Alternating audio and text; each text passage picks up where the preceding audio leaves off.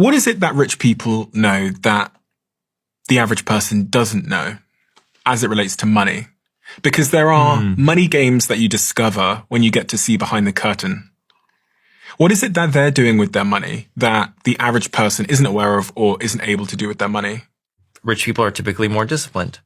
They're typically checking their bank account every day, right? They're doing the little things that compound into huge results at the end of 10 or 20 years. And they're thinking in decades, not just what am I going to do this week, right? They're choosing investment choices for themselves in 10 years, 20 years from now, instead of choosing sports betting on the football match for £1,000, that night.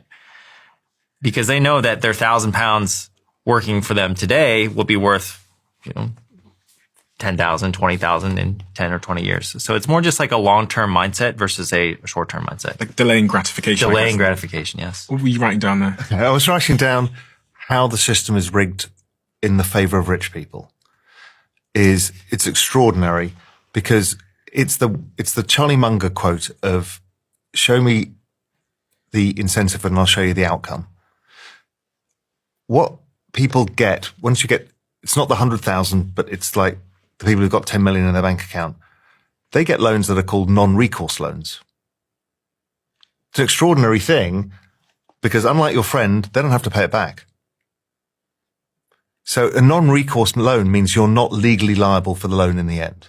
Now, there'll be some provisions on how to do it, but why are they doing this? Why are they getting these favorable terms? Why are they getting the private placements in stocks before they go public? Why are they getting all of the best offers? Because they pay fees. Because they pay fees to the investment banks, and the investment banks desperately want these people because they have a lot of financial activity, and so they incentivize them. None of us get a look in at all of that. It's the same thing that I talked about with the hedge fund industry in the beginning. It's like they were incentivized via fees to get information that was better than everybody else.